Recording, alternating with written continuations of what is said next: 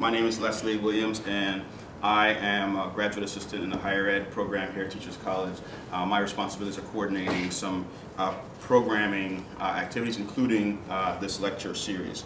Happy to have you here for another one of the lectures in the higher and post-secondary programs lecture series. My first responsibility is to introduce our program coordinator, Professor Anna Newman, who will welcome you and tell you a little bit about our series. Professor Newman? Thank you. First of all, I want to welcome you all, and I'm not going to introduce you all. I'm going to wait for Leslie to do that, because that's really his job and piece. And I really want to take the opportunity to thank Leslie for orchestrating this wonderful event. Your names have been on several lists for a number of years, for quite a long time since we've had the speaker series going. So we're glad to have you here finally. What we are doing here today is that this is one of several sessions that we are sponsoring this year under a series that we've called Increasing Access to Higher Education, Barriers and Strategies. And the word that I especially want to underline there is access, and access to higher education. What does that mean? The critical question is, what do we mean by higher education? Is this access to the institution of higher education, which is how it has been normally thought about it, or is it also access to the various goods that higher education can provide, including an access to learning? And the question of access to what, I think, has been troubling us for quite some time, and is an idea that has been pushing all of our thinking across all of our classes and a number of our dissertations as well. So with that, I'm going to pull Leslie Williams back here again, thank him, and also special thanks to Milagros Castillo for all the work that she has done toward this. Thanks to Janice Robinson and Jolene Lane. Where's Jolene? There she is right there. And their co-sponsorship of this event, and also the Gottesman Libraries. So it is my pleasure to welcome this distinguished group from the Howard Samuel Center at the City University of New York Graduate Center to talk about increasing access to higher education, talking about barriers as well as strategies. Just about a year ago, I had the pleasure of working with them. Actually, I had the pleasure of working with them over the course of a year prior to February 2010 in developing convening at the Ford Foundation to address some of these very same issues. I think it's about a 3-day convening that brought folks together from all over the country to talk about some of the very issues that these guys are going to address today. So ever since then, I've been thinking about how we could get them to share what they were working on with our community here at Teachers College. And after much emailing back and forth, we finally succeeded in getting them to come. So our panelists today are Dr. Bill McKinney, Dr. Michael Sharp, Mr. Ricardo Gabriel, you guys just wait a little bit, Mr. Anthony Johnson, Ms. Veronica Mamjan, and Mr. Michael Partis. So I'll say a little bit more about their work and introduce them a little bit more fully, and then we'll get started. Okay. So these guys, I think, they're trying to connect some issues around access that don't typically get connected. So the discussions and the research on increasing access to higher ed often focuses on discrete groups and topics. And in what promises to be an engaging presentation, the researchers from the Achieving Wider Access to Higher Education project seek to go beyond these siloed approaches and to connect seemingly disparate groups and topics to develop a more interconnected approach to this important issue.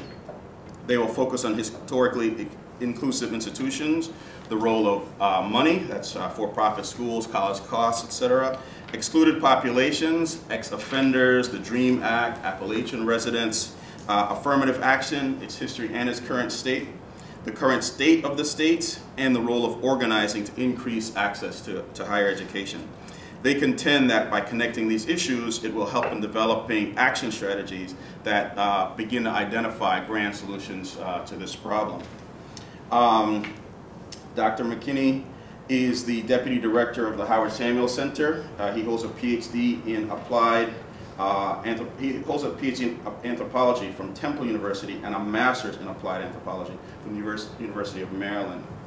He has served as a principal investigator or co-principal investigator on several studies, including the economic status of working women in New York State and constituency building of affirmative action in Texas and Michigan. There are several others, and I could, keep on going. Since 2007, he has served as a principal investigator on the Achieving Wider Access to Higher Education grant, which was funded by the Ford Foundation, which we'll hear about today, the work of that effort. He also currently serves as a chair of the African American and Latino Male Dropout Task Force commissioned by the Philadelphia School Reform Commission. In addition to participating in all of the center's different projects, Dr. McKinney is spearheading efforts to involve the center in research addressing issues such as youth and civic organizing, civic engagement in Botswana, and the role of settlement houses and public libraries as points of civic engagement. He has been actively involved in a diverse area of research, as you can tell by some of those issues over the past 15 years. And is quite an interesting guy. In addition to all of that work, he is also co-founder of the Youth Music Exchange, an after-school program in Philadelphia, and Ethno Matters, a research and evaluation group also in Philadelphia. So he commutes back and forth between Philadelphia and New York. I think he keeps a guitar in his office too. Right? He keeps a guitar in his office. Yeah. Dr. Michael Sharp is an assistant professor of behavioral sciences at York College, also the City University of New York. He earned his master's in philosophy and PhD degrees in political science at the City University of New York Graduate Center.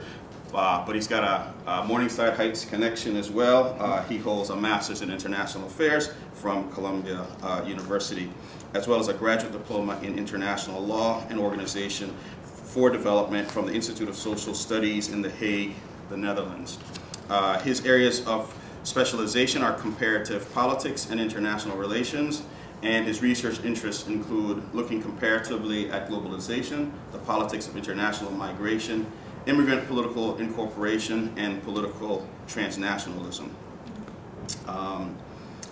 His own research focuses on post-colonial Dutch Caribbean immigrants in the Netherlands and in Latin America, as well as immigrants of Japanese descent in South America.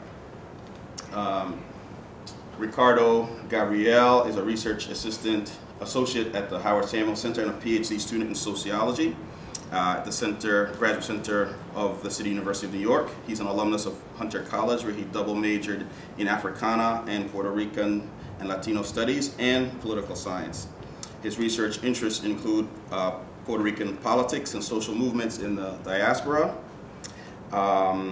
ethnic studies, the ethnic studies movement, and diversity, affirmative action in higher education, among some other areas.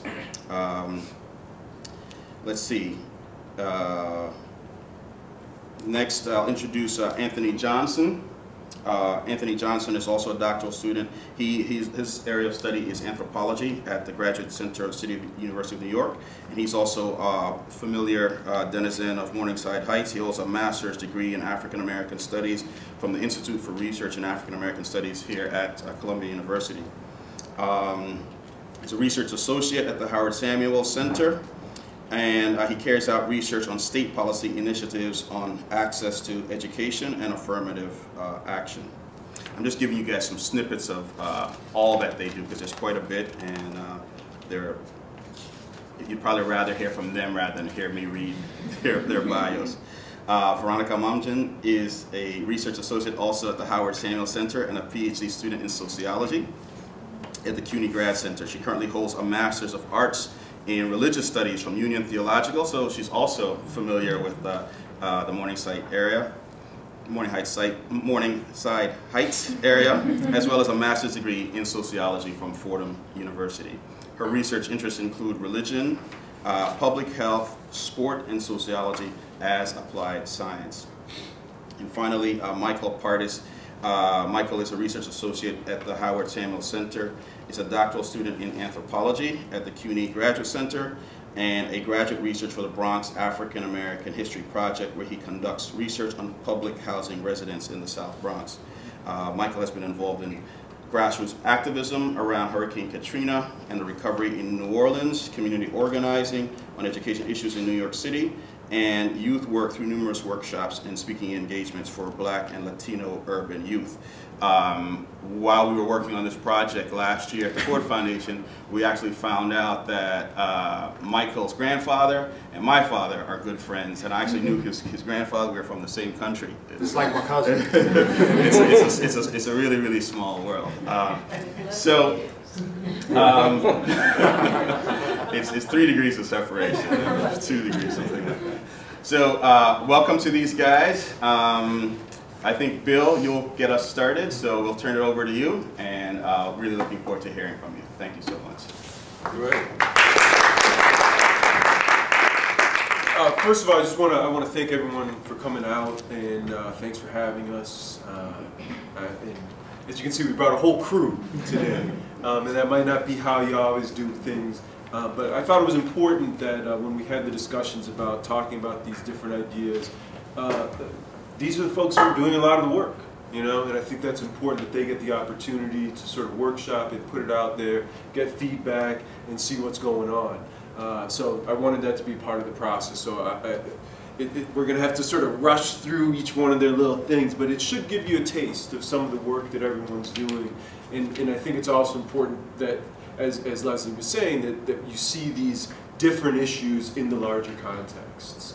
And that we don't see them just completely isolated. So again, thanks for having us here. The first thing, I guess, is just that, you know, for a number of years, the Howard Samuel Center has been exploring a number of issues around access. And when we're saying access, we're also talking about retention, we're talking about completion, and all the things connected with that. And I think all of us are pretty aware that there's a number of problems around access right now. That there's issues such as rising costs of higher education, there's changes in admission standards, and what a lot of this starts going towards is that we found a number of new ways and a lot of old ways to continue to exclude sort of underrepresented populations. And that what we wanted to do is really start exploring those issues from a bunch of different directions and seeing not only what the problems were, but what types of solutions we might be able to bring to the table.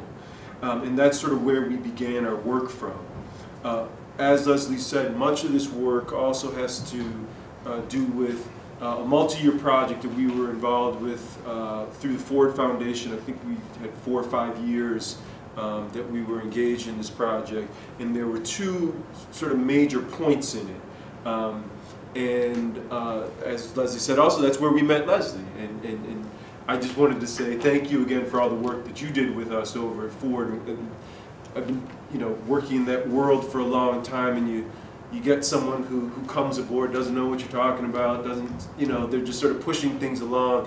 Leslie brought a lot of expertise, and you really have an asset here that I hope everyone recognizes, because we definitely recognize them, and if I could have stolen them away, I would have. So thanks again for all the time that you put into the work too, because Leslie was definitely a contributor. So the first project, when we sat down with Ford, it really came from the fact that there were a number, and this is going back to about 2007, the American Civil Rights Initiative had targeted several states that they were going to target affirmative action. And so we were talking with Ford about what can we do and how can we sort of address this and look at these different battles that are going on. So the first project that culminated in a conference after a bunch of research was really geared towards the affirmative action debates. Once we completed that, and folks will be talking about that, we went into another project, and that next project was more broadly based. It was looking at access in general, but also, again, continuing some of the strategies around addressing what was going on in terms of some of the battles that were going on in, well, would be 2010 now, in terms of affirmative action again. I want to point out, because again, we're going to be running through things pretty quick, that we have a number of reports and so forth on our website, and it's howardsamuelscenter.org. And there's a tab, I think, for the affirmative action and access conferences where you can download a lot of the stuff and get a lot of the real details. So I'd encourage everyone to do that. And as Leslie was saying when he was introducing us, some where we're really coming from is that we can't, and no one in our opinion can really address these issues from a vacuum. The individual topics are incredibly important, but they're also incredibly interrelated. We also can't address them purely from our individual disciplines. You know, I know what other anthropologists are going to say. And to a certain degree, I don't need to keep hearing that. I need to hear what someone in education is going to say. I need to hear what someone from economics is going to say, from the law fields, all that type of stuff. And so our goal was to have those conversations and bring that information together, but also, very importantly, make the information that we collected accessible to those other groups so that people could use it for whatever purposes they saw as necessary. And that was really where we were getting started from. So we went through a process both times, and I'm referring to both sort of projects here. They were very similar in how we did what we did. And we went through a process of identifying people both on the national level as well as the local level. We had, by the end, sort of targeted 24 states primarily because they have initiative and referendum mechanisms, and that's the types of states that were going to be targeted over and over again. And so we were able to sort of focus on them, and we were trying to get the lay of the land. Who's active? Who are the stakeholders? Who are the constituencies that are engaged in these battles and what's going on here? From that information, we were able to start seeing what type of topics for the research that we were going to engage ourselves in. We wanted it to be responsive to the needs. We didn't want to impose that on folks and say, this is what everyone should be interested in. We wanted to hear what they wanted to be interested in. And from all of that, like I said, these culminated in conferences that had people, you know, I think each conference was about 100 people from all over the country, and from everything from legislators to folks from higher education, folks from community-based organizations, academics, whatever. But we wanted that dialogue. That was what was so important to this process, we thought. And so that brings us sort of to today. And what we're sort of doing is that since we finished the project and we've put together some of the work, we are working through the process of putting together a book. And we have created the book sort of in the image of what these conferences looked like. In terms of the sort of major thematic sections, those have been turned into chapters, and that's what these different folks have been responsible for. And so we have two major sections within the book. The first one is more focused on some of these general sort of barriers to access. The first chapter, and I'm going to go through these real quick and then I'm going to let them talk, but I wanted to reinforce them as a whole first. The first chapter, and that's going to be handled by Michael Partis, is looking at some of the historically inclusive quote-unquote universities and institutions throughout the country. And this includes things like historically black colleges and universities, tribal colleges, community colleges, and also something that's a term we keep messing with because we all have different contexts with it, but also mid-major universities. A lot of the time when we're going through these debates around access, where does it start? It starts talking a lot about the elites. How do we get more people into the elite universities? And then maybe we go, okay, how do we get more into the flagships, which are elite in their own ways? And then if folks feel like they're going to break out of the box, they go and they say, well, let's talk about historically black colleges and universities and so forth. But what's left behind a lot of the time are universities like the mid-majors, and where I'm from, like the hyphen schools is what we call them, which have been serving these populations for years. So what can we learn from them? What are the best practices? How can we better support them? That's some of what he's going to talk about. We also talk a little bit about, and Anthony's going to talk about high school and college prep, pipeline, articulation, agreements, admission processes and so forth, and how all of that impacts all of this, but also how we, again, how do we change that discussion a little bit? When we look right now, a lot of the time, we're debating, we're arguing about, should there be affirmative action? Should there be these programs to help these folk, you know, these underrepresented populations, when there's equivalent types of things that exist for the very privileged in our society? And we've allowed the loss of control of that debate, in my opinion. And that's something that we need to grab control over. And so that's some of what Anthony's going to talk about today. We're also going to talk about excluded populations. And again, with that, we go, okay, yeah, here's all these groups of folks that aren't represented.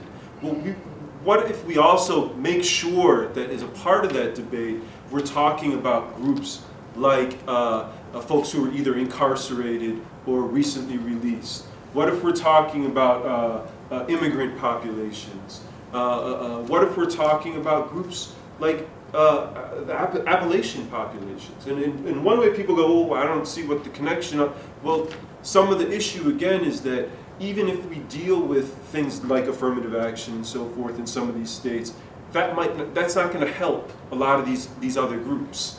So let's not leave anyone behind, I think is really where we're going with some of that. So we're going to hear a little bit about that.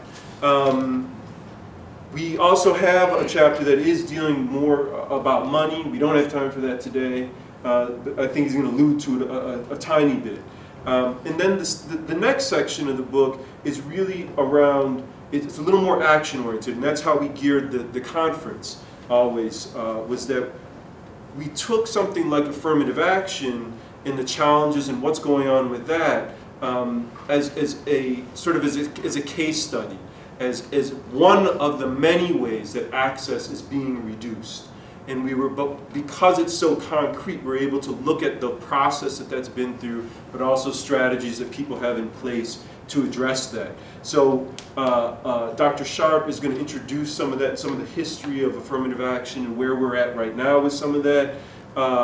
And then we're going to move in with Veronica, and Veronica is going to talk about some of those exact strategies that have come into play and that we're continuing to see play out to this day. The battle isn't over. It might not be as public, but it continues. So I understand again that we have very limited time, and I apologize even for the time I just took up sharing all this with you. Again, I think it was very important that each one of these folks was here and they had the opportunity to just get a few minutes to put the ideas out there. They're going to blast through things. If you have questions, we're going to have a little time for questions and answers there. But again, I think it's important that you hear all these topics together and that they're integrated and that helps us to sort of think through solutions. And we wanted to give you a taste of what we were doing. So thank you very much. And we are going to get started with, who do I have first on here? We have Michael Partis, right? Take it away, sir.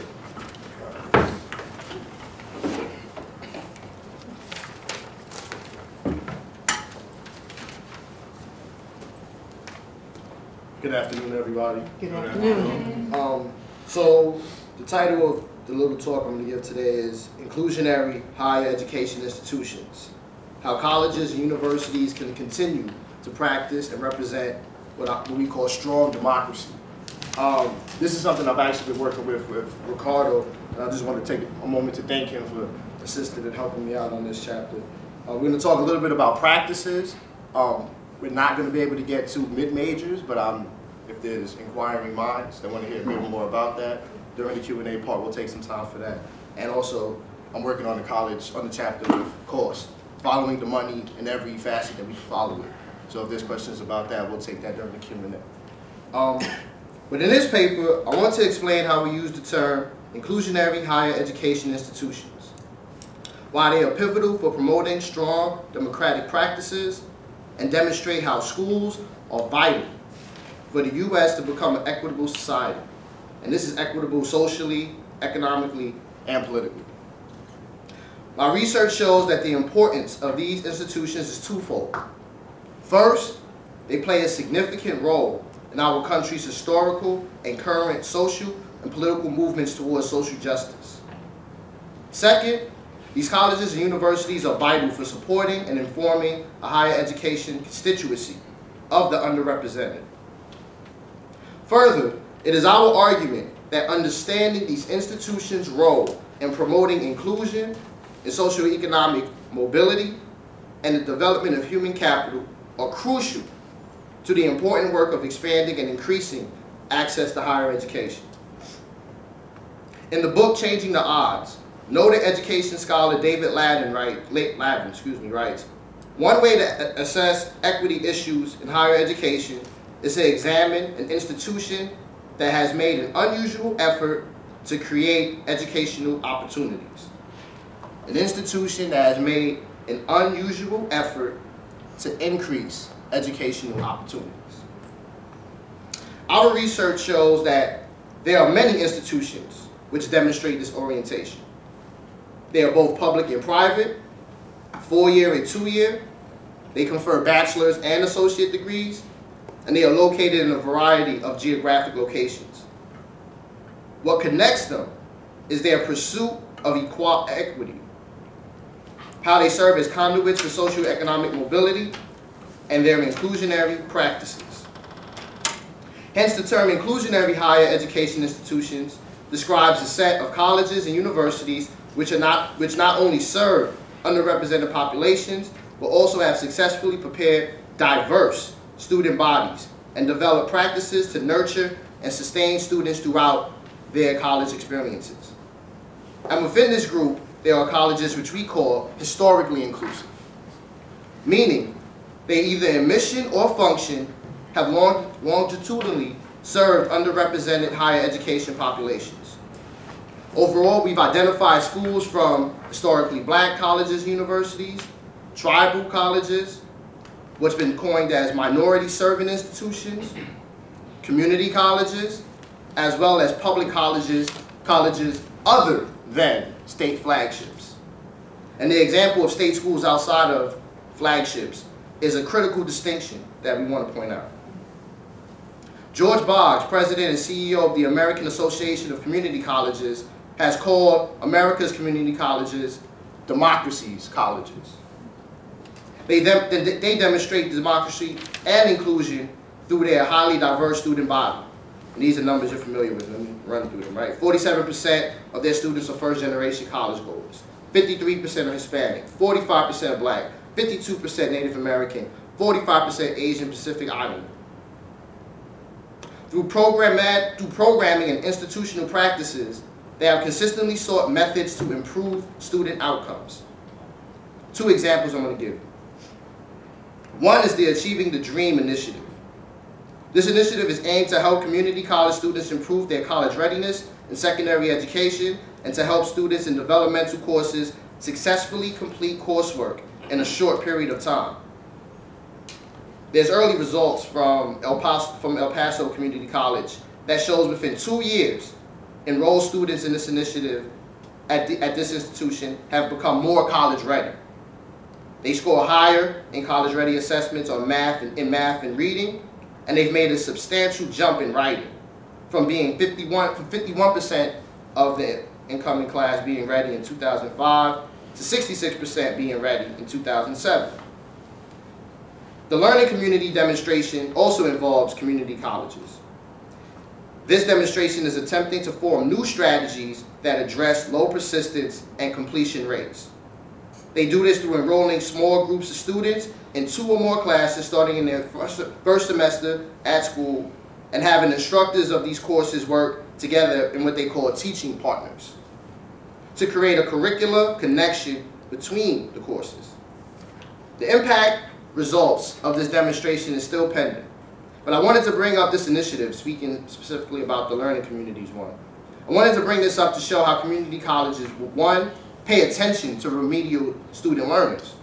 And two, how they have a coordinated effort between schools across the country, right? And the coordinated effort part is a key characteristic that I wanted to bring up and elaborate just a small bit more.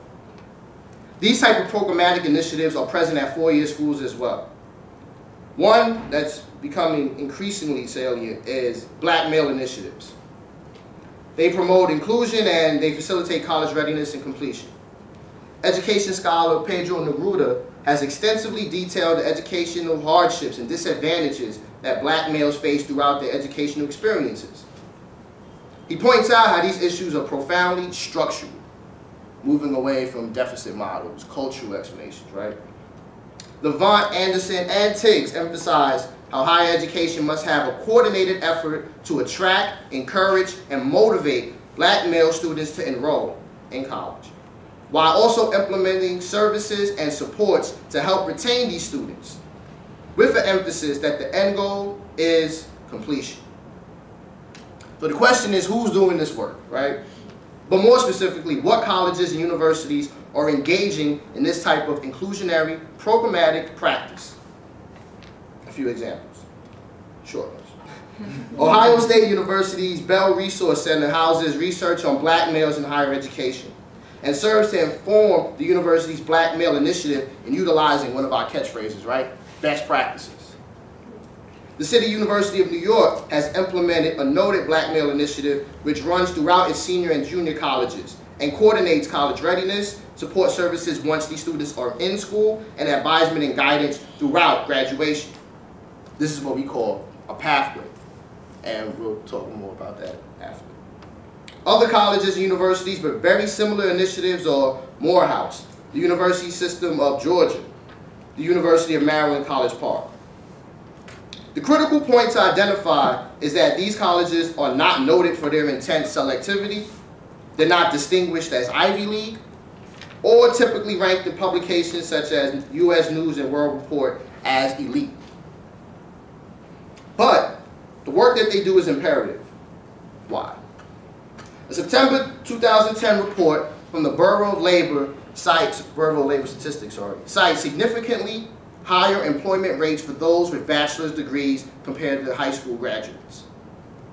Quote, over the 1992 to 2009 period, the number of college-educated workers increased from 27 million to 44 million. In contrast, the number of employed people with only a high school diploma or without a high school diploma remained steady or decreased. Contrastingly, in 2009, the unemployment rate for workers with college degrees was 4.6%. The rate for workers without a high school diploma, 10 points higher. Numbers we've heard before, right? But the end point is simple. While we may argue that you shouldn't have to go to college in order to strive in our society, it's salient that college education is unequivocally a strong determinant in our country's pursuit of socioeconomic equity. But this reality is being strongly undermined by scholars such as Charles Murray or Richard Vedder, who argue that college education should not be open to all. Their essential line of argument is either we can't afford to educate everybody, or everybody's not talented enough to go. Of course, what happens to those folks? But somebody has an answer to that. So then you have public intellectuals like John McWhorter, who posit that vocational education is a much more pragmatic option. Finally, it is well documented that journalistic accounts explain how policymakers and elected officials at the state level are strangling the pursuit of higher education across the board. And you could name a plethora of ways that this happens. In closing, the democratic principle of inclusion must be maintained. And inclusionary higher education institutions are exemplary examples of how to promote and create a truly democratic and equitable population. Thank you.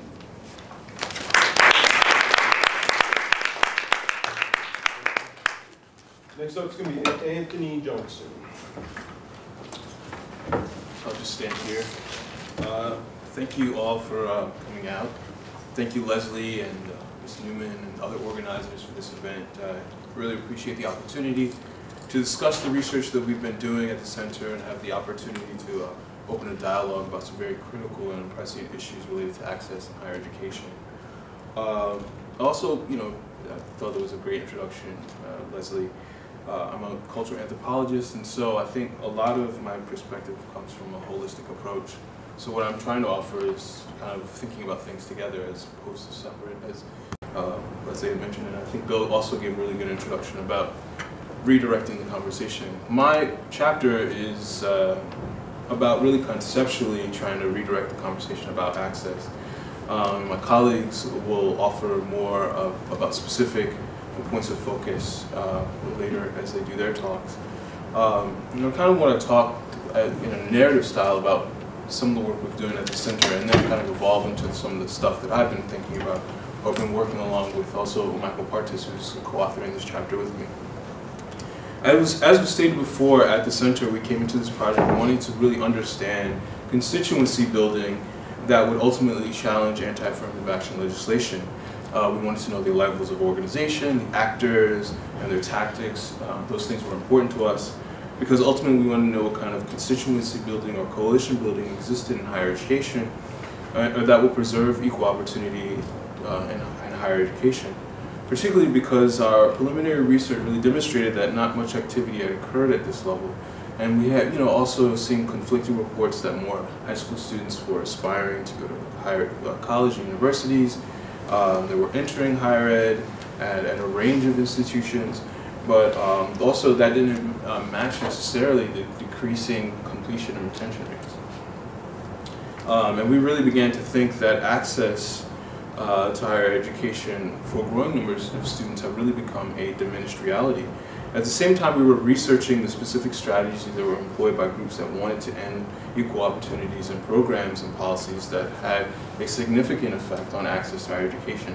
And a few years later, through our conferences and dialogue with a range of actors, from educators to legislators, legal experts, and community organizers, we learned a great deal. We also realized that affirmative action had become a public diversion in a way that obscured real problems and real issues. And a battle that needed to be fought really on many different levels. And I guess really emphasizing the many different levels, particularly the folks that we've engaged with. Yet while these discussions continue to generate controversy, specific mechanisms continue to be in place that produced and reproduced institutional barriers in higher education, and really that limited access for thousands of secondary students aspiring to enter higher education at those colleges and universities, or students at colleges and universities who were truly trying to navigate a system that seemed to be filled with a substantial amount of hurdles.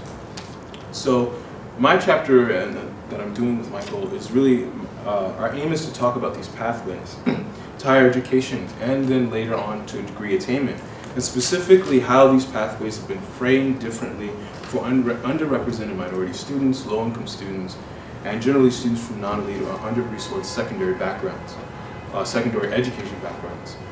From a methodological perspective, we're really kind of to do a comparative study, and our goal really is to extend the scope of educational reform by bringing together institutional features essential to the success of a college student's experience. These aspects of higher education include high school and college prep, knowing admission processes, and for some transfer and articulation agreements and policies, and retention and completion rates. While my analysis does not include a detailed description of each facet of higher education that I'm talking about, my intentions are really to highlight how different these mechanisms are for different students and their families. Moreover, why in some cases removing or dismissing the importance of, or even questioning the validity of these broad-based attempts to improve pathways of access to higher education. So as Bill was talking about earlier, the idea that you should get rid of these programs, or that they are not valid, or they are not of importance, what kinds of significant effects they have on those students. And also thinking about the structures within the higher education system itself that prepare and supports students through their college career, and often, for some students, reproduce these institutional barriers. And then to really kind of think, as I said, comparatively about a well-structured system. The primer to higher education for privileged groups, begins earlier than high school, and while these students are in high school, reveals an institutional framework and set of intentional practices aimed at reproducing benefits.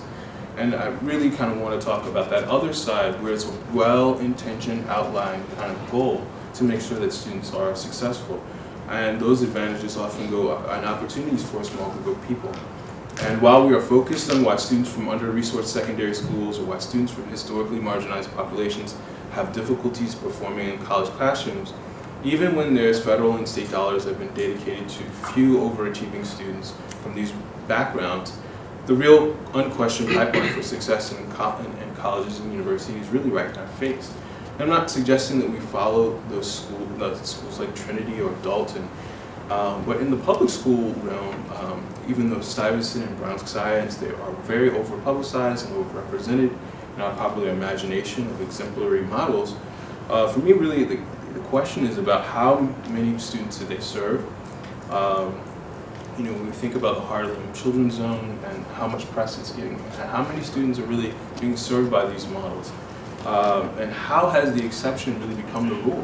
That when serving less is more, and the standard for exemplary models in public education is about serving the least, but focusing on the well-resourced institutions that effectively accounted for college readiness. When it comes to these students entering higher education, they have circumvented admissions procedures, have no need for transfer policies or articulation agreements, and have viewed degree attainment, completion, or retention through international internships, independent studies, or semesters away. Something that we learned from our work on affirmative action about groups advocating for elimination of affirmative action policies and programs was that they developed this discussion about equity that they controlled. And I just want to repeat that. The anti-affirmative action people controlled the discussion about equity. Pro-affirmative action organizers did not own the conversation about equality or equal opportunity. In fact, in many instances, anti-affirmative action groups use civil rights legislation and quotes from people like Martin Luther King Jr. as talking points to counteract equality. In that same sense, my emphasis on pathways stresses the importance and due diligence of education reform advocates to take a hard look at why students who have less end with less, especially when certain public school students and post-secondary students have a specific outlined plan for achievement, which is a realized outcome. And then why for other students the vital parts of the education process like college prep and readiness, admissions, transfer policies, and degree have ultimately become keywords or even metaphors for paths that lead to unequal opportunities in higher education. So to a larger degree, parity does not exist, and what I'm describing really isn't, on the opposite side, an established infrastructure of support that's composed of a differential path to higher education. Today, secondary education has become a serious battleground for experiments and how to effectively educate students across the country.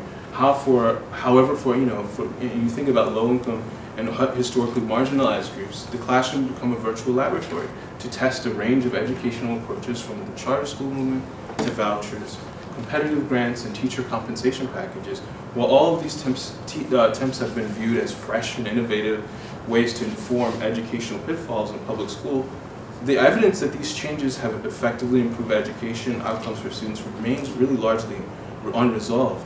While high school students' enrollment has increased in some post-secondary institutions, many students reach colleges and universities unprepared for the rigor of college courses or social experiences that encourage degree attainment. For students from historically marginalized groups and economically disadvantaged backgrounds, their high school experiences and efforts towards college prep have greater significance. It's also important to understand that while gaps in achievement exist along racial and social economic lines, the factors that contribute to these deficiencies have been explored in isolation, and really a parallel model does exist. Let me just move forward. And thinking using a kind of a notable example, is to think Newsweek every year has a list of the America's public best high schools. Not the prep high schools that Forbes does, which the endowments reach what most universities, but public schools. They have, and the list is getting larger. And you think about financing for schools and taxpayers. We don't have enough money. We can't do these things. These, in fact, are public schools with intensive academic preparation. They have criteria, they have advanced placement courses, they have international baccalaureate and Cambridge tests, which provide credits towards international diplomas, which really are equivalents to up to 1 year of college credit. They have teachers designated for the support, small class sizes, teachers who often have advanced degrees to teach AP courses. And I just want to really kind of emphasize that this is a parallel path, but really an institutional framework and a set of practices and structures for a student's success in higher education.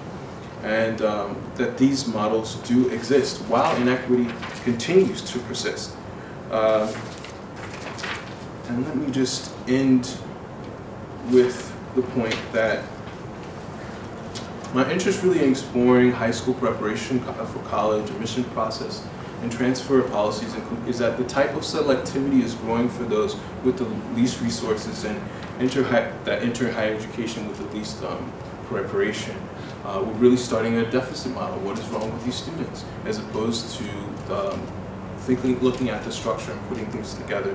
The other paths account for selectivity by developing systems that prepare, or in some cases, over-prepare students for higher education.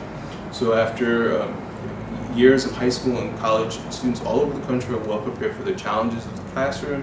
And we are not talking about, again, these elite public schools. So in one sense, it is conventional by standards to suggest that a tracking system or institutional arrangements that place students on different paths are unsatisfactory or detrimental. Yet that is exactly what public education has become. And the transition to higher education for underrepresented students has become a parallel system of success. And we know that these paths exist, and it's important to kind of bring light to that. Thank you.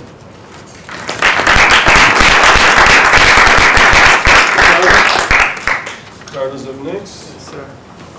I'll just stay here. Hello, everyone, and thanks again for having us. I think I'm one of the few people that don't have a Morningside Heights connection up here, so Me and you. it's really nice to be here. The project that I've been working on, along with Anthony Johnson, focuses on segments of the population that are being systematically excluded from higher education. As a starting point for our discussion in our chapter, we begin with President Obama's highly publicized goal of making the United States the country with the largest proportion of college graduates in the world by 2020, which coincidentally was first declared exactly 2 years ago today, on February 24th, 2009. We argue that this plan, which focuses on making college more affordable, is too narrow, and that affordability is only one aspect of increasing access, albeit a very important one. Our bigger argument, though, is that there are large segments of the population that are typically left out of the national discussion of access to higher education, and that they need to be addressed.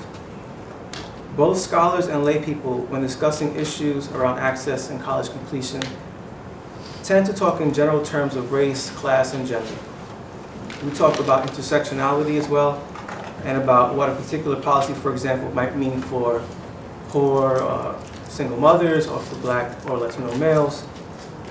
And of course, these are all valid and necessary analyses.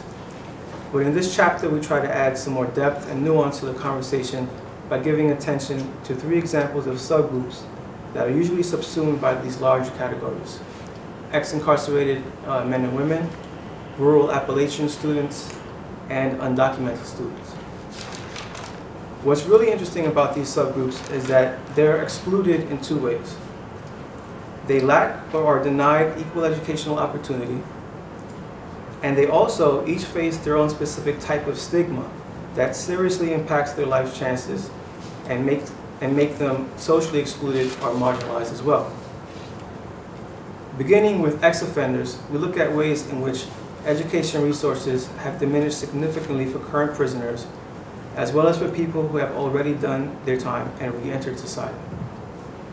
For many years, prison education and access to higher education has been thought of as a way to improve the quality of life of prisoners that finish their prison terms and to develop skills for incarcerated populations while in prison, especially considering that an overwhelming percentage of prisoners enter the prison system without a high school diploma.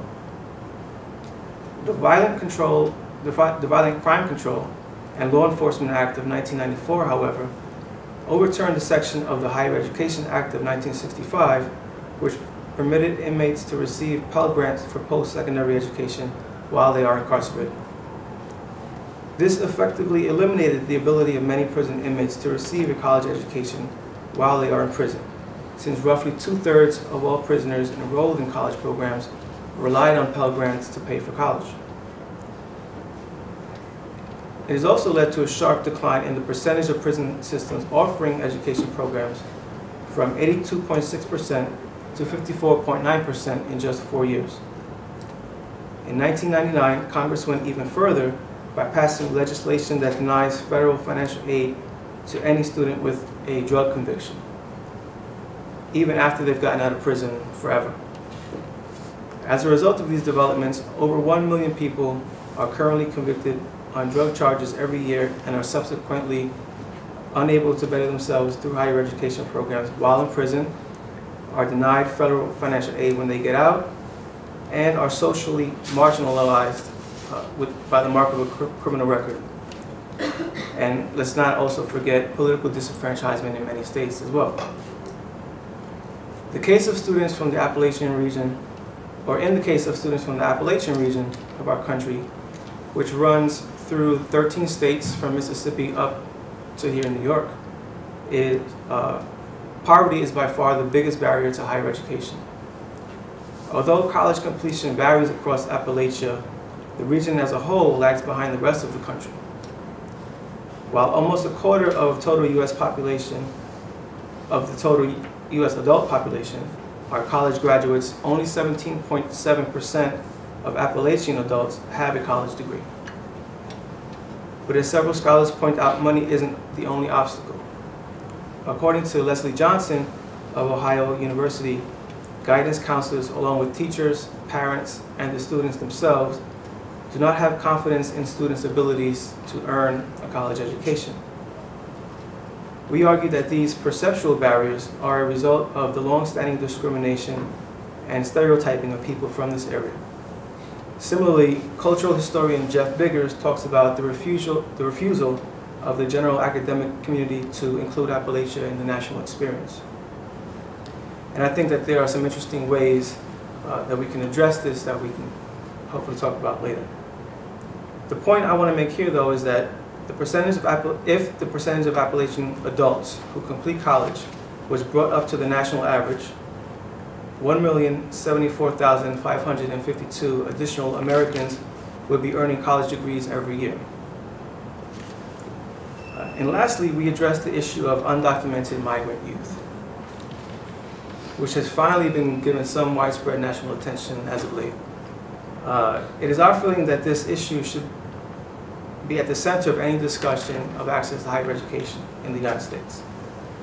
According to the UCLA Center for Labor Research and Education, every year approximately 65,000 undocumented students graduate from American high schools.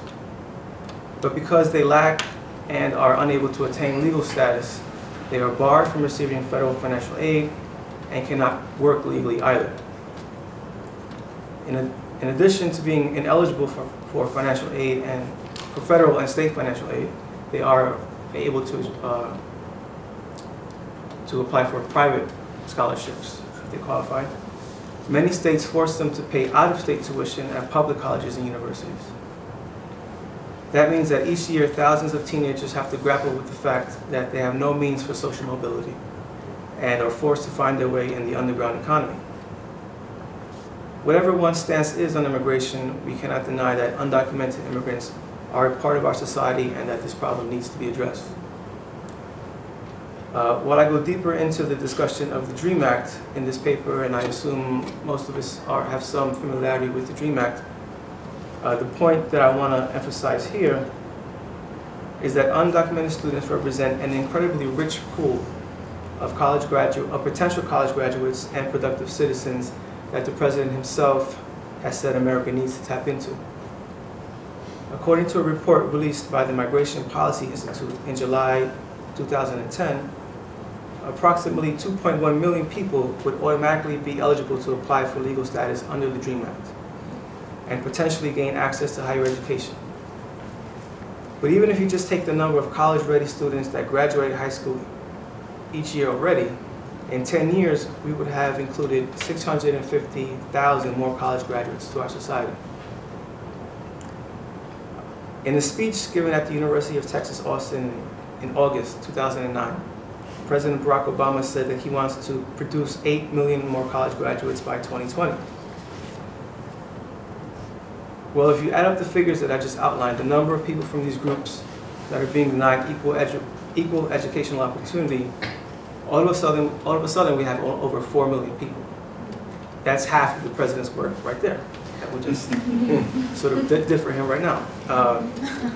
Our final point, though, is that uncoordinated, independent action of different groups and individuals in higher education is not sufficient to widen access to where it needs to be. Our goal should be to make the educational opportunities of these and other excluded populations a critical part of the discussion and advocacy around access to higher education. Thank you. And I thank him for his leadership in connecting theory to action and teaching us that. Okay, so it's an honor to be here with all of you and to all of you. All right, so I'm talking about the history of affirmative action. Despite President Barack Obama's election, the battle against racial injustice and inequality endures. Some have and will no doubt use the example of President Obama's victory as a sign of America's post-racial moment or the end of racism. One area of particular concern is, of course, affirmative action. Although the president has publicly acknowledged that affirmative action helped him and countless others, many have argued that President Obama has been a bit ambiguous on the subject because of his unpopularity with large segments of the American public. It can be said that the popularity of affirmative action as a tool of empowerment has been in decline in recent decades. A sentiment has been generated that affirmative action is quote-unquote reverse discrimination and gives quote-unquote undeserving people, i.e. African Americans, Latinos, and women, preferential treatment, while quote-unquote deserving people, i.e. the white working and middle classes, they've been left to fend for themselves. This general sentiment has been manipulated by politicians and others for mass mobilization, for political leverage, and ultimately electoral victory. However, it should be noted, of course, that although there are people who have risen to divert to the higher echelons of our society, i.e. Clarence Thomas, Condoleezza Rice, and now the president, it is a fact that, and we've heard that today, that the reality of life for millions of blacks, Latinos, and other minorities is quite different. Okay, legal debates about affirmative action additionally focus on interpretations of the Equal Protection Clause of the 14th Amendment of the U.S. Constitution. And debated questions include, do affirmative action policies violate the idea of equal treatment for all? Or conversely, does the 14th Amendment give the government the power to actively create diversity within educational institutions by implementing affirmative action policies? Which interpretation upholds the Civil Rights Act of 1964? Well, Ward Connerly and his American Civil Rights Institute argue that the end of race-based affirmative action in higher education would affirm the quote-unquote true ideals of a heretofore unrealized, colorblind American society.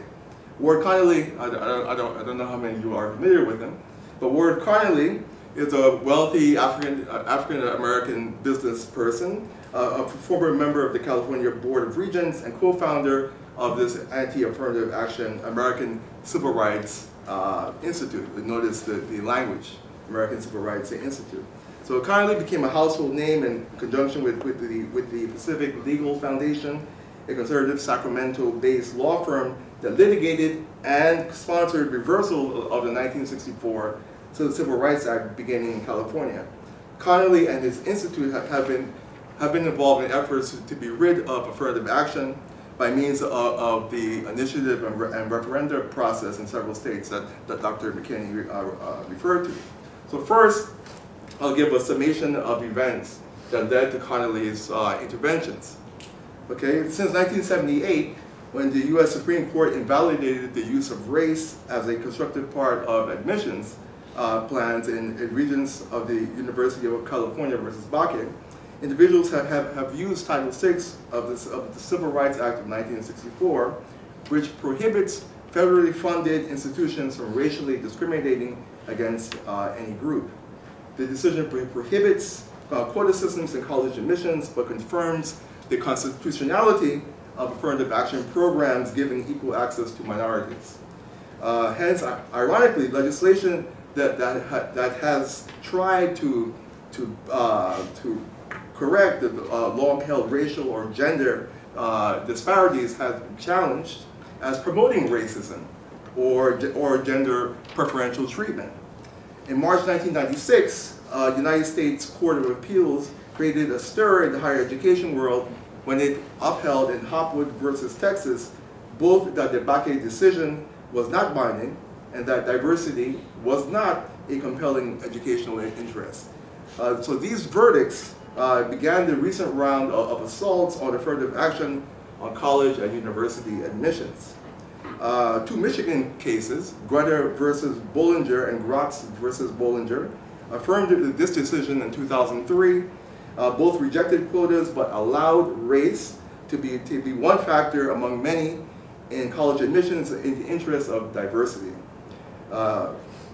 Signaling the public mood away from affirmative action, on November 7, 2006, Michigan, in a statewide initiative, became the fifth state to adopt a prohibition on affirmative action in college admissions, joining California, Florida, Texas, and Washington. In 2003, Connolly helped place Proposition 54 on the California ballot, which would prohibit the government from classifying any person by race, ethnicity, color, or national origin. And critics were concerned that such a measure would make it difficult to track housing discrimination and racial profiling activities. The measure was not passed. So just to summarize, again, following the 2003 Supreme Court rulings in Gratz versus Bollinger and Grutter versus Bollinger, Connolly was invited to Michigan by Jennifer Gratz to support a measure similar to the 1996 California Amendment. The Michigan Civil Rights Initiative appeared on the November 2006 Michigan ballot and passed. Okay, for the 2008 elections, Connolly headed a campaign that he called Super Tuesday for Equal Rights. Notice the language again, equal rights, right? Which aimed to dismantle affirmative action programs in the 5 states of Colorado, Arizona, Missouri, Nebraska, and Oklahoma, all with initiatives to be held in November 2008. In 3 of the states, Connolly's measures failed to make it onto the ballot. And in Colorado, voters rejected Amendment 46 by a very slim margin. Voters in Nebraska, however, were the only ones to approve an anti-affirmative action measure called Initiative 424. In 2010, I was updated by a colleague. The affirmative action ballot measures were in Arizona, Utah, and Missouri. The Arizona measure passed, Proposition 107. In Missouri, they weren't able to get enough signatures, so it didn't make it onto the ballot. And Utah also did not pass, but it's possibly will come up in 2012.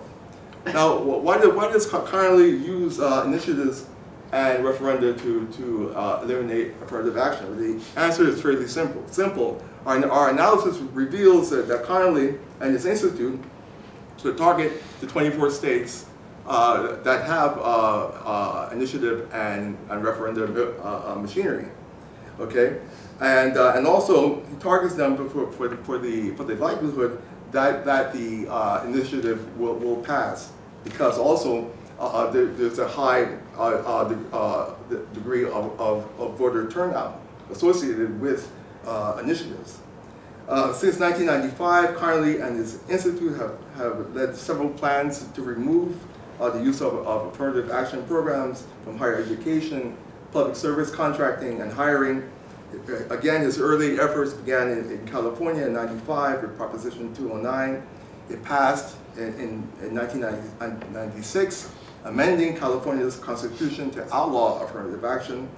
Connolly carried on in Washington State, where he helped to sponsor Initiative 200 in 1998, and Proposition 2 in Michigan in 2006. Both measures were passed.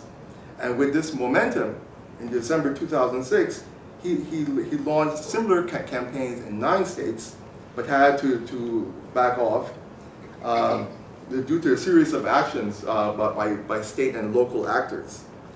Okay, so as a consequence of these state initiatives spearheaded by Connolly and his institute, California, Washington, and more recently Michigan and Nebraska, and now Arizona, state and local institutions are now forbidden from using outreach programs to recruit and or retain women and minority candidates. So Connolly promises to try again, and the ways in which affirmative action has been framed in the media warns of a future in which affirmative action could someday be eliminated. Why did Connolly pull back? This is what you're probably asking. Well, why did he pull back from the initial 9 targeted states? Well, the answer is, or part of the answer is, he pulls back when it appears to be too difficult to get measures passed or too costly. Some important characteristics of the 5 targeted states all had initiative options, all had over 3/4 white population, all lack a presence of minority advocacy groups strong enough to mount opposition. All had a reputation and electoral record of social conservatism. And also all had a recent backlash against illegal immigrants, which worsened tensions between whites and Latinos, and of course, which Connolly and his institute capitalized on. Okay. Beyond that, Connolly employs deceptive language. As Anthony mentioned, many argue that he has appropriated some of the language of the civil rights movement, okay, such as quote unquote, well, civil rights, right, and equal opportunity, and deceptively use that language for opposite ends. Other deceptive actions include the fraudulent collection of signatures, the misrepresentation of invalid signatures, as well as the hiring of unsuspecting and needy African American signature collectors to collect signatures. So our findings indicate some key strategies in combating anti-affirmative action measures include a key element brought out at our conferences was the need to keep anti-affirmative action measures off the ballot. Okay, starting early to mobilize pro-access constituencies, spreading the word about voter fraud, slowing down an initiative or bill by finding errors in the language, challenging the signatures and the need for the identification of sympathetic state actors in the process, the need for a movement politics to make it easier to win in the courts, exposing the outside funding of racist measures, and making sure that legislation is in place to ban, to legally ban outsiders from being paid to collect signatures. Use the techniques of the Decline to Sign campaign and Think Before You Ink campaigns, so that Connolly and his institute would lack the signatures to get his proposal on the ballot. And also legally challenging the validity of petition signatures. right, are often thought to be collected through fraudulent means.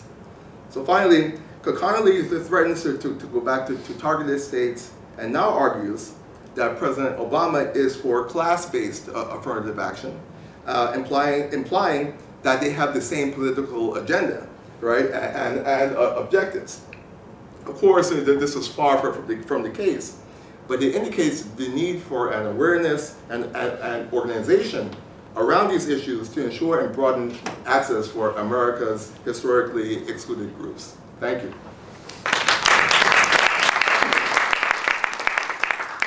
Thank you, Dr. Sharp, and we're going to close it with Veronica Mungian.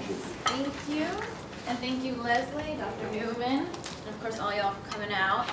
And I do also just want to thank my colleagues for doing a vast majority of the research, the findings of which I'm going to share with you today, and also for prepping my talk so wonderfully so I don't have to talk as much. So thanks, guys. That said, as my colleagues pinpointed, there are many barriers to access to education, most of which are political and institutional in nature. So the question is, what can we do? What can be done to overcome these barriers and increase access to education? And what I'm going to do now is discuss some of the findings from our research that will answer these questions and show some of the strategies that have been used in the past to increase access to education.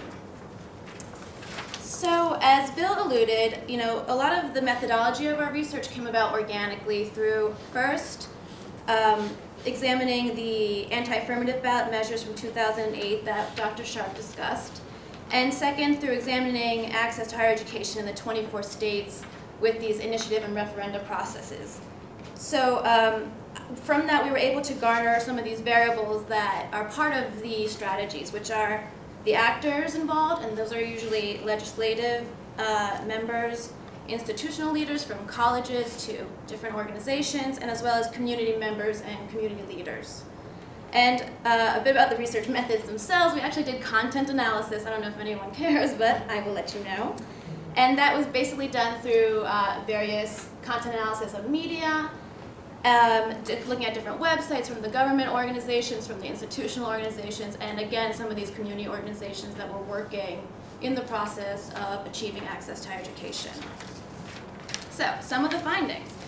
A lot of this is going to be a bit of a recap for Dr. Sharp's stuff, but I'm just going to talk a bit about what we found. And basically, what's been coming out from the research is that, and no surprise really, that a lot of these states are advanced, some are more advanced than others in terms of increasing access to higher education. And this is pretty much related to the legislative frameworks that are already in place and the political inclinations of these legislative frameworks. And the ways that actors are involved with these legislative frameworks and the ways they engage pretty much depends on what's going on in each state. I mean, it seems almost too obvious. But from that, the patterns that we found were that there are two ways of engagement. One is this proactive form of engagement, and one is a reactive form of engagement. And I'm going to discuss a little bit about these two. So a proactive form of engagement has the intention to work with and within the rubric of the existing state legislative framework, and as well as the institutional practices that are also tied into that. The thing is that it's never really just a one-way street. I mean, all of these actors are interrelated. So even though you have a legislative framework, you also have the actors, and they sort of inform each other and they play back and forth. I mean, that's just very much the political organization in general in the United States. So just keep that in mind.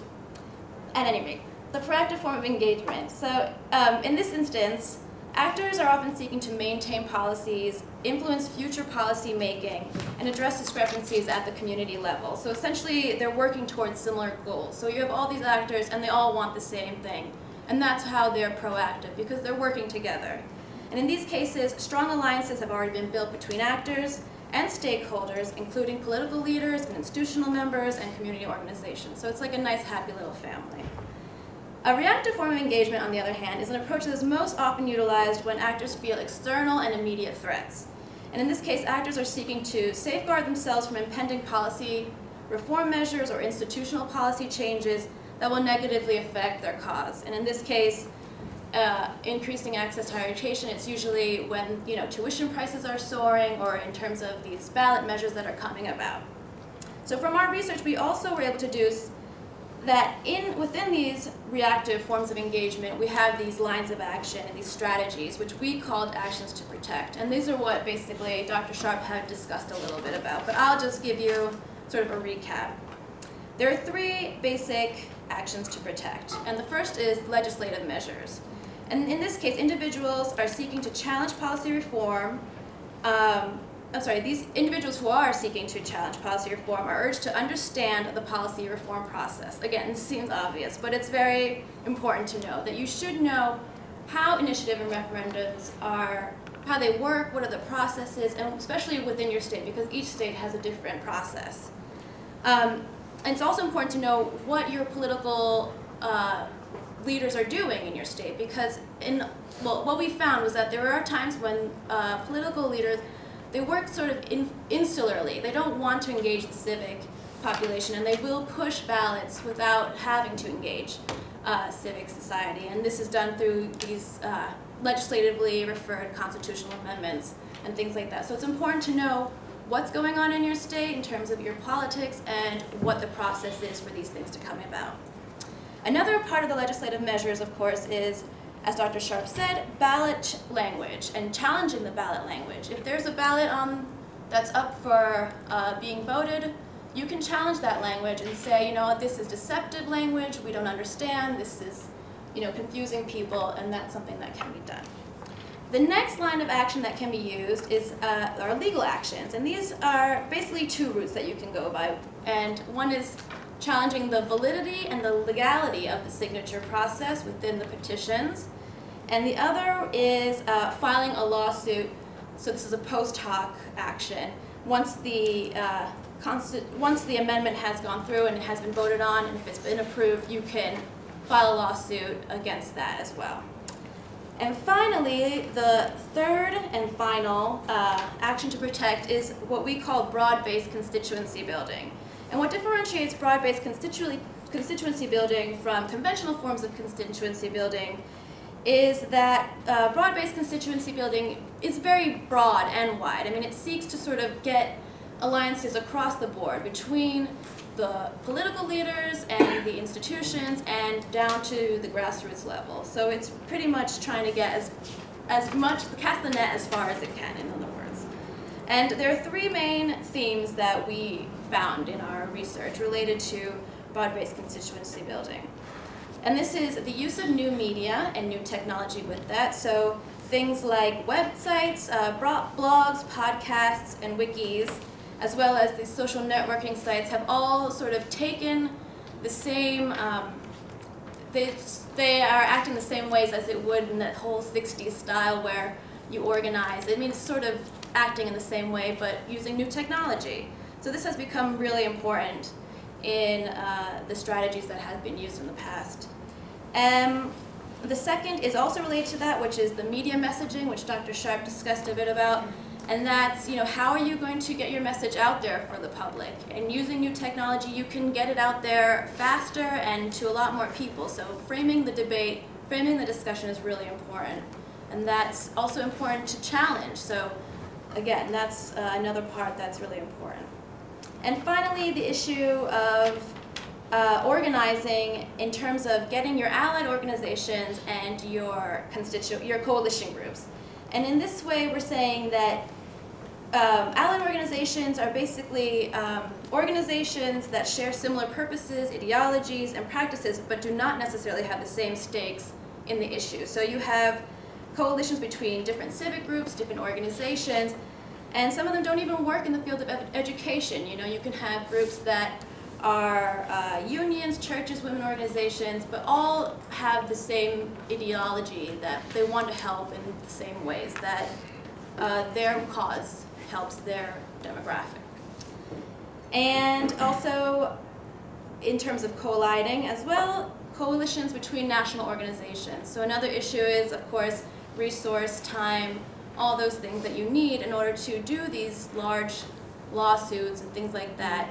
You can always get involved with national organizations or umbrella organizations, and either other allied organization groups to help supply the resources and both financially, human capital, social capital, to get these things done and, you know, process these strategies that you're going to be looking to do. So I think that's all 3 strategies. So then putting it all together, I just want to recap quickly. Our research has shown that increasing access to higher education is mostly an attempt to eliminate barriers that are political and institutional in nature. And this is done mostly through challenging policy reform measures or preserving those policies that you know, have to do with equal opportunity programs that are already in place. And this is accomplished by working within the legislative frameworks of each state, in which case actors and stakeholders are either engaged proactively or reactively. And if they're engaged reactively, they're using these actions to protect. So that's it. Thank you.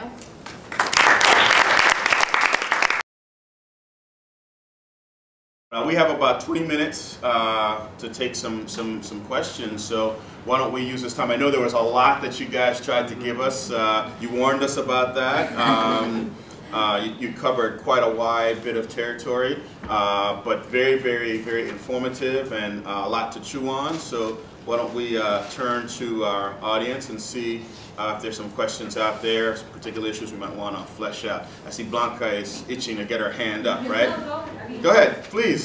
Okay, thank you for your presentation. It was great to hear a lot of what's going on in different states, and particularly because my colleague here, Kenny, and our advisor, Kevin Doherty, and we all worked on a paper looking at the differences between different states, particularly Texas and Arizona, regarding in-state tuition policies and undocumented immigrants.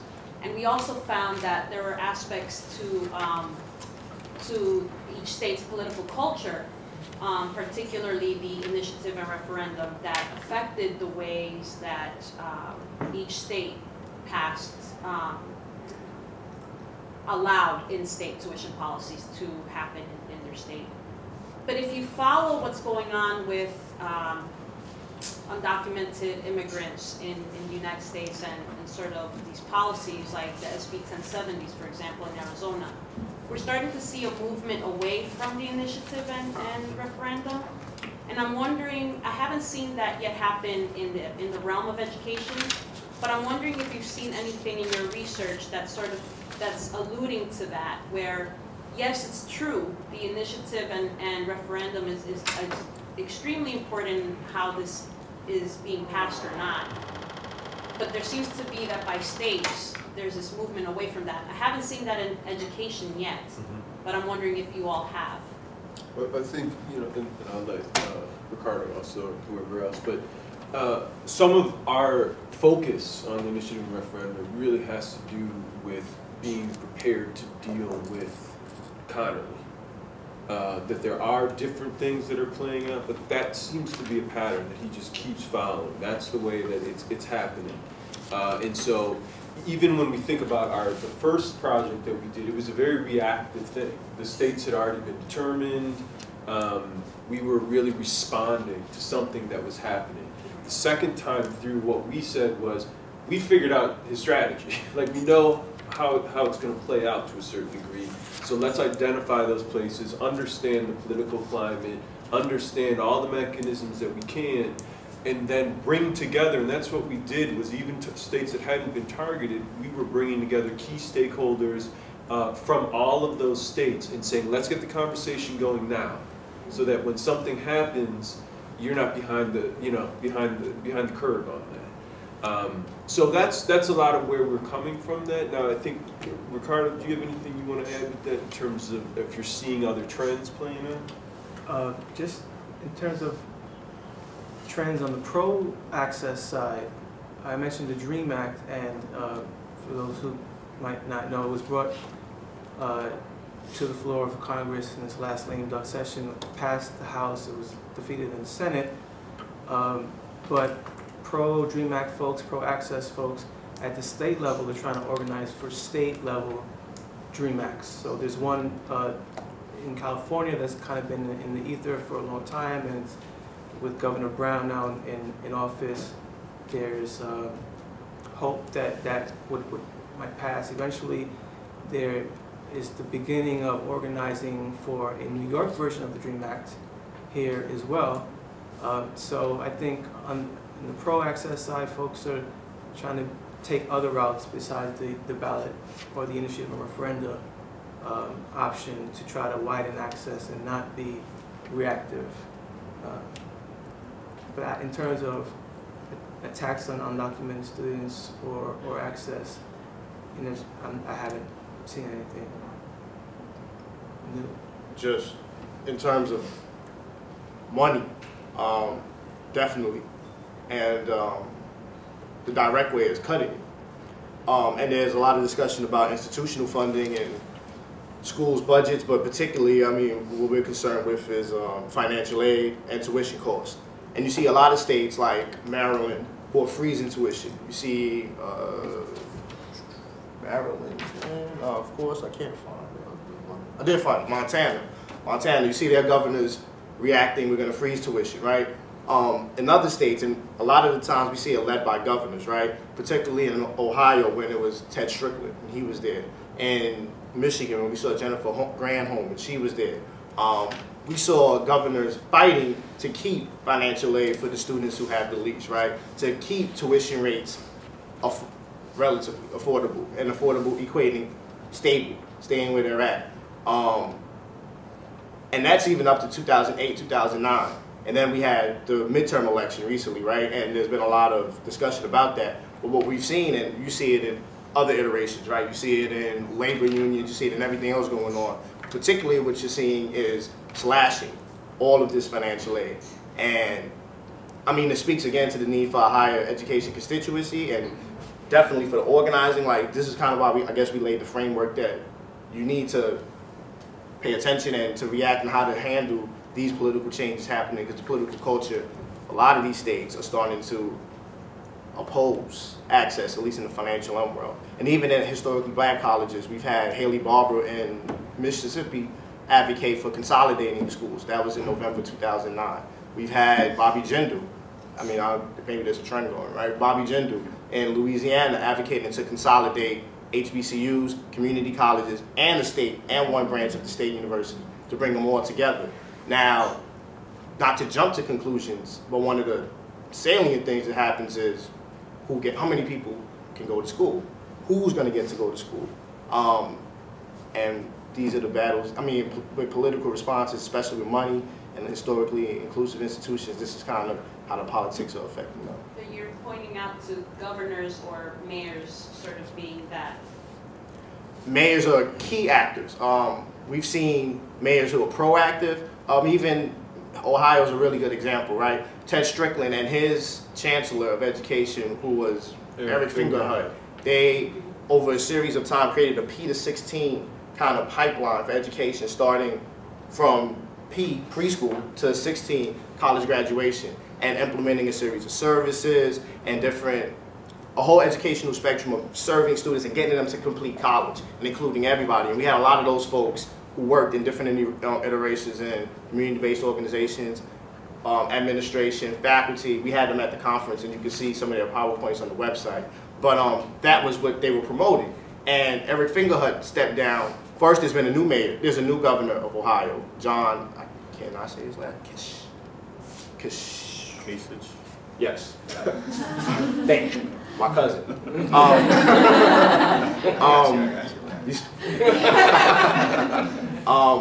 You see a change, right? And vigorously opposing this kind of P to 16 and limiting services and limiting access. And Eric Fingerhut stepped down yesterday. And the question becomes, is this P to 16 going to continue? Right. But we see how a governor plays a very, very important role. Similar with Jennifer Granholm, it was a similar situation in Michigan, and there's a plethora of issues in Michigan, Detroit, etc. But how are these states handling it? And you saw a lot of support from governors, and when they change hands, you know, the battle lays where we're at now. We'll take the next question, Janice.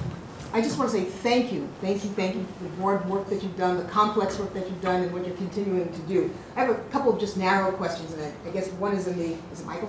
in the inclusionary higher ed institution. You listed several of the institutions that are doing this work, and I'm presuming it's middle school, high school to college, right? I guess my question is about, are there models that you're examining where colleges are doing the work going the other way? Are there good examples of models that go from college to graduate school or professional school? Excellent question. I guess the first part of it is, before they get to college, Anthony's kind of been handling that in terms of readiness preparation. But the second part of it, which I can answer, is, well, what are colleges doing in the other direction? The two ones that I mentioned, specific colleges. I think a good example of this is how a few colleges have been involved with promise neighborhoods. So promise neighborhoods, for those who are not familiar, essentially is President Obama and Artie Duncan's federal grant for soliciting proposals for people to model the Harlem Children's Zone example of educational and social services, right? So they solicited, and they were looking for broad partnerships. They want the proposals to include community-based organizations, higher education, formal K-12 education, the arts, a whole lot of different constituencies to come together, a whole different bunch of actors, right? 16 grants won. And I think it's very interesting to look at the 16 grantees. 3 of them were centered around higher education institutions. Higher education institutions are the ones who put together the proposals, who formed the partnerships. They were the central actors in it. What were the 3? Okay, here we go. Morehouse College was one. And particularly to your professional development part and graduate education, led by the School of Education. The medical school. The medical school at Morehouse organized a Promise Neighborhood proposal to get kids from K-12, to get community-based organizations, to get modeling through mentorship, all the social variables that in counseling and supporting higher education we're familiar with, to organize all that together. But they're going from this end to that end. They're community-centered and they're reaching out. And community-centered is one of our key characteristics for inclusionary institutions. So Morehouse is one. Berea College, I think I'm saying that right, B-E-R-E-A. Berea College. Their focus was increasing access for what groups? Rural and Appalachian, right? And they're working out of Kentucky, so these initiatives are place-based. Bless you. So in that way, they're limited, but I mean, there's a separate discussion of can we scale them up and can we take best practices from them. But they're essentially trying to get increased access, and again, wide constituency, different partnerships, and lastly, from the University of California system, the East Bay campus. And that one I don't know as much about, but again, modeled on the same thing. And I think those are 3 examples of colleges reaching down the pathway, right? Including professional degrees. But I think further, an example of how they're inclusive is that these Promise Neighborhood grants are really place-based, and it kind of shows how those institutions are concerned about where they're at. And plenty of ways where we argue higher education institutions aren't quite as concerned. And you can take that, how that goes. But I think that's 3 examples. Thank you. Thank you. I have one more quick question. I just want to hop over to affirmative action for a quick moment. I just want to okay. add a little bit. Yes. Or get to Michael's answer. Part of what we can learn from tribal colleges and universities is how in the 2-year institutions, how they prepare their students to then transfer to 4-year universities. The students that come from 2-year tribal colleges and universities report that they feel more prepared when they're faced with the new culture and environment in 4-year mainstream institutions than they would have been if they hadn't gone to the tribal colleges and universities in the first place. And so I think part of that is the culturally relevant pedagogy that's central to tribal colleges and universities and other minority-serving institutions. And so part of what we want to do is look at those best practices and, again, hopefully try to have them replicated in other settings and institutions. And my quick and narrow question about affirmative action, Dr. Sharp. Okay. Thank you very much for the review for the award economy but in Gouda, right? Scalia's dissent, I think, laid out a roadmap about the next series of lawsuits that should happen. If I can remember, he talked about suing prep programs and suing schools with minority dormitories. And so I guess my question is about are you aware, are there any organizations that are looking at this and analyzing it and coming together? You talk about, you know, allies and organizational allies. BAM? Yeah, I would say, are you familiar with BAM? BAM. By any means necessary? Yes, yes, yes. I think, you know, they've taken a lead in that, and the other one is the Society for American Law Teachers, SALT. I think the two of them, in all of these debates, and as we've been organizing, they've really taken lead roles in this and have taken a proactive approach to all that stuff. They attended our conference. Yeah. Thank you. Yeah, I do. It's also about the inclusionary institutions. I was really fascinated by this. And I really like the idea of looking at positive situations and really trying to learn something from them. I guess one of the things that I'm wondering about is if we were to sort of garner resources for those institutions, what do they most need now? What kinds of things? I mean, you know, you do a great job of highlighting some of the things that go on in them that are really appear very promising or are working very well. But given those institutions where they are there particular things that they might need that you could talk about? Excellent question. I think two parts to it. The first one, I mean, the first thing is money, right? That's always a simple one. Aside from money, funding, right? Aside from money, I think one is a political will. And what I mean by political will is a lot of these institutions that we have identified, and we can go through a few more of them. I guess I'll throw two out there that I didn't really get to talk about in the paper to do the mid-major, to hint to that, would be University of Wisconsin in Milwaukee, University of Illinois Chicago campus, right? Like schools that we don't normally think of, because we normally think of Madison, we normally think of Urbana. So just throw out there. But what those places, what those institutions need are political will, because there's a strong, and I guess reiterating kind of what I mentioned before, there's a strong legislative push to cut their funding, to limit access. There's also attacks on some of the best practices we mentioned, and I'll give the Black Male Initiative as an example. CUNY, and some of you probably are familiar with this, CUNY, when they initially had the Black Male Initiative, it was targeted at black males, and however amorphous and problematic that term could be. But they faced legal pressure, legal legislation, lawsuit on why is it just for blacks? It shouldn't just be for blacks. That's prejudice. That's exclusionary. And as such, if you read the fine print to now the literature about it, it's open to everybody, but targeted at a specific population. And I guess it's a subtle thing because who they still serve, right? And who they still recruiting, and I kind of think, as we talked about, the reverberations of that can be very large, right? The idea that you can't target certain populations, that we can't identify that and for example, in Alabama, the percentage of black men from 18 to 24 is 14%. The University of Alabama, what's their enrollment of black men? 4, right? Obviously, there's a discrepancy here. And the idea that we can't directly address that, target that, focus resources on that, even in language, I think I mean, I guess the cultural anthropologist in me, the symbolic meaning of that is deeply problematic. But where does that also come from? Political will, right? And it comes from organizing, whether that be DREAM Act or ethnic studies being cut, or et cetera, et cetera. And I think as researchers, right, taking an action-oriented approach and learning from the framework that we had, political will to support these initiatives, these best practices, and these institutions that we can identify as being inclusionary, as promoting democracy, it is vital that we support them. And I mean, it goes to supporting them and supporting what they do, but it also means the political actors who support them as well, back to the governor part. And, you know, turnout and voting, Chicago as a clear example on Tuesday. We have to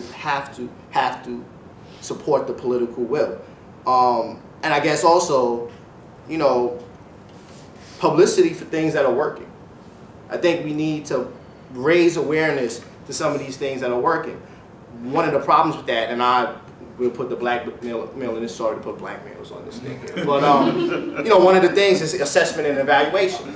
Especially at historically black colleges, there's been severe problems with what are you doing there, essentially. Are you graduating students? What is the quality of education? How well are they coming out? And some of those questions are very legitimate.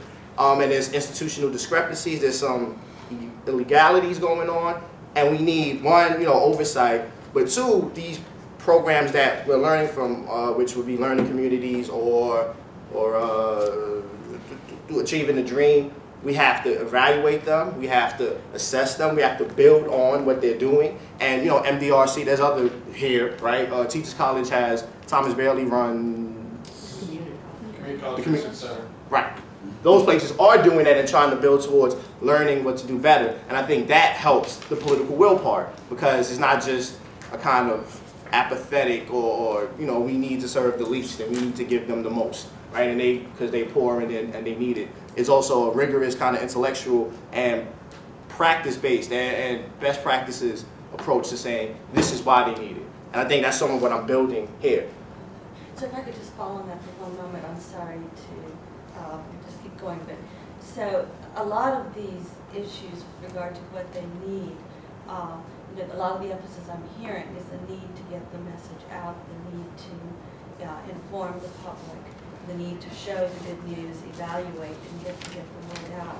And to give that just a slightly different twist, it seems that some of it is also identifying other best practices, which is not necessarily getting the word out, but it's sort of figuring out what works. And whether, I'm just curious whether you all have focused on those sorts of practices. I mean, for example, you talked about the culturally relevant pedagogies, and whether you all have thought about whether or not the word gets out, things that really seem to be mattering, we'll put it that way, or are promising. In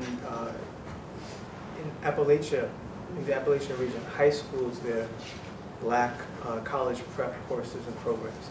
The Voinovich School at Ohio University conducted a huge study trying to identify what the main barriers were for high school seniors in their attempt to go to college. And the first one was lack of financial aid. They just couldn't afford it, even with Pell or whatever else they were able to get. The second was lack of information about financial aid, so they just don't even know about the process of how to apply to college, how to fill out the FAFSA. Many of them are first generation or would be first generation students.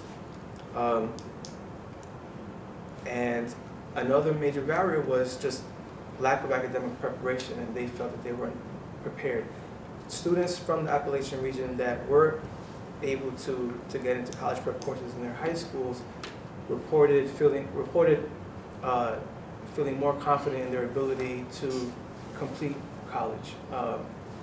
And so I think even for first generation students, it reduces the gap in the number of students that apply to college and that ultimately follow through and stay in for the long run. So I think that's one clear example.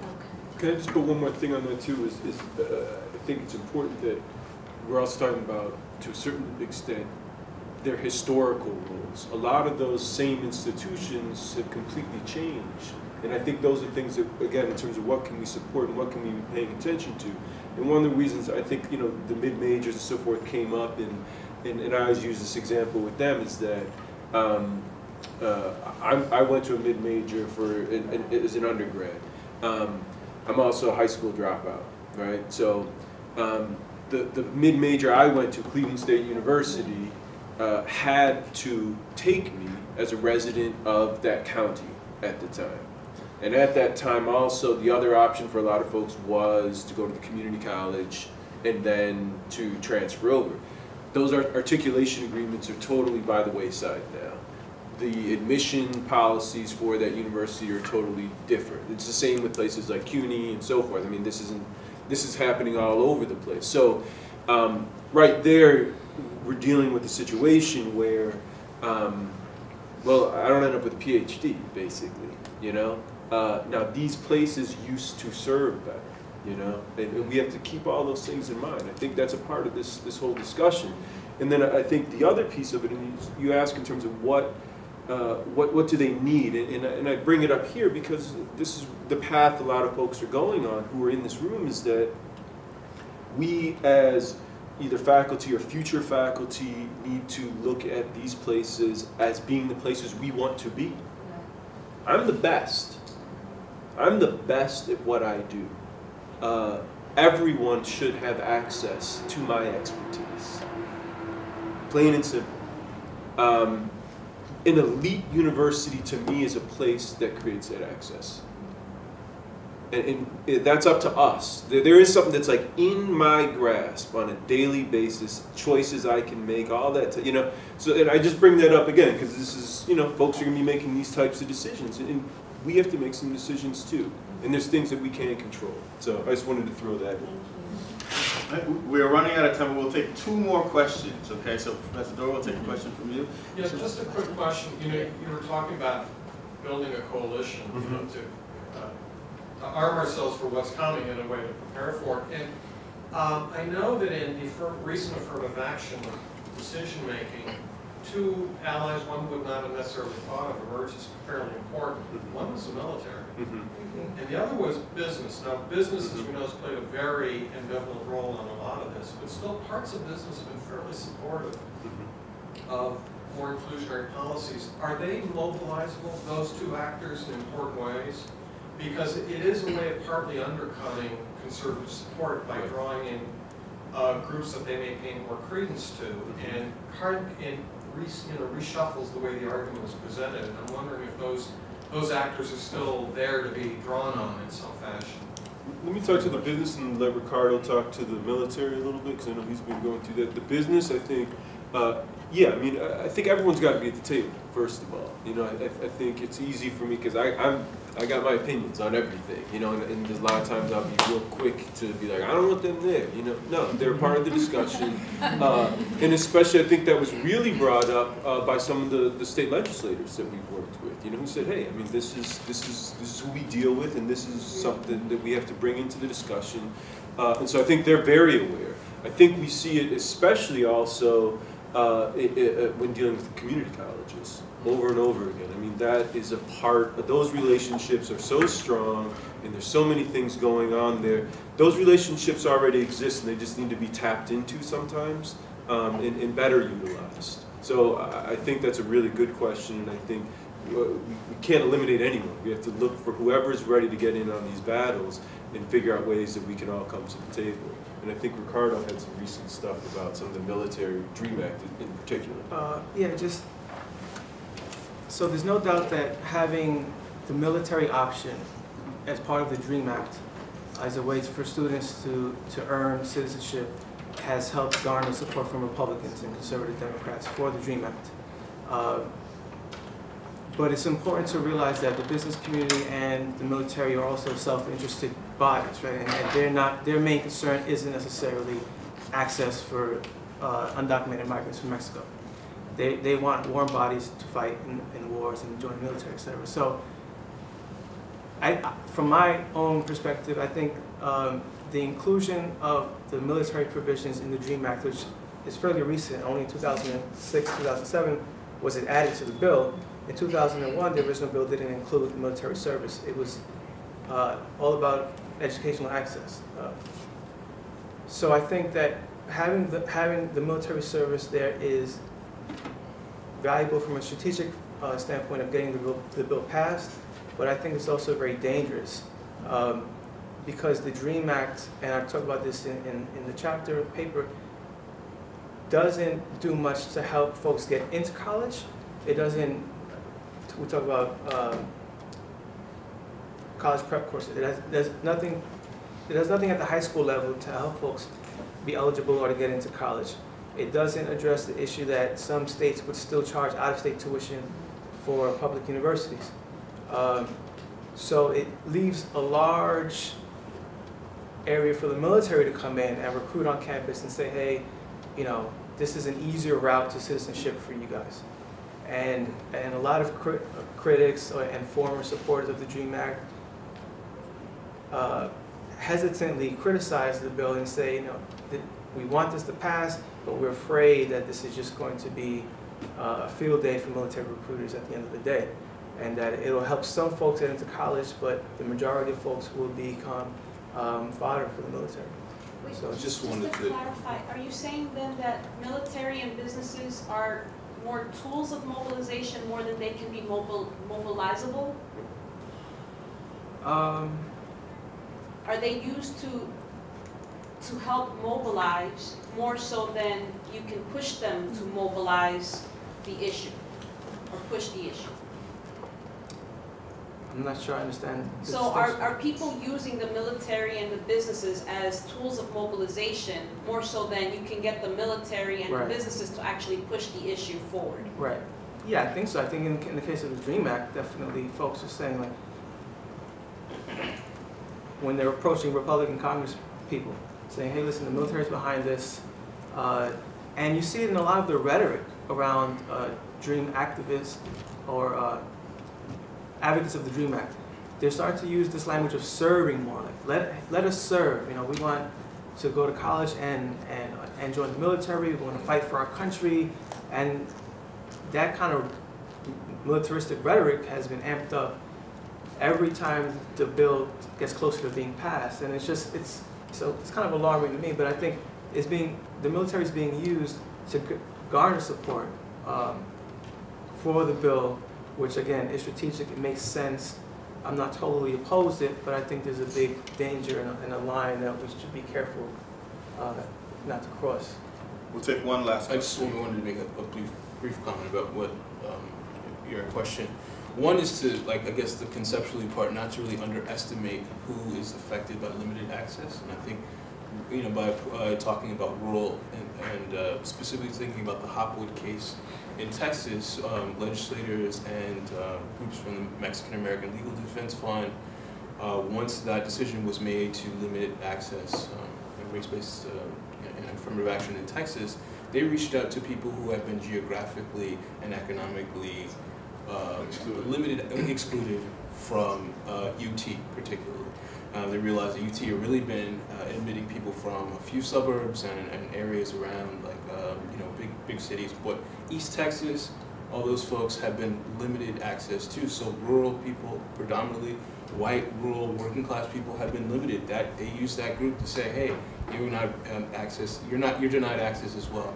So I mean, also thinking about building these coalitions with, you know, that necessarily thinking about military and business, but other groups who are excluded make decisions that are often against their own best self-interest, but for some reason have also not been tapped as resources. So I think we would add to that. You good? Okay. I was giving him the last question, and he said he bowed out. He said he didn't have the question anymore. But again, I want to thank you guys so much.